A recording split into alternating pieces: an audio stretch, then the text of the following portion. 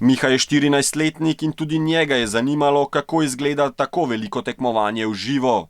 Vstopnic za tekme slovenskih junakov žal niso dobili. Včeraj si je z očetom in bratom tako ogledal napeto tekmo med Španijo in Italijo.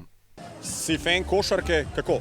Ja, zanima me košarka, pa vzdušje, pa da si ogledam dvorano. Good luck, Slovenija, good luck.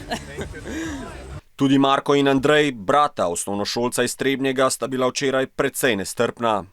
Kakor sem slišal, moraš poslušati dobro, da se kaj sliš, zaradi tega, ker če si dosti oddaljen, ne moreš nič slišati, kaj se od spodaj dogaja.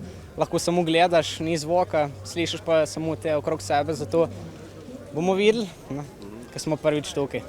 Ja, ne vem, veliko ljudi bo, nove občutke bom dobil, veliko znanih igralcev bo. Kako izgleda veliko tekmovanje, res od blizu sta včeraj občutila že pred samo tekmo. Ob vstopu v dvorano ima varnostniki ne glede na njuna leta niso prav nič pogledali skozi prste. Oba sta morala čez strogo varnostno kontrolo.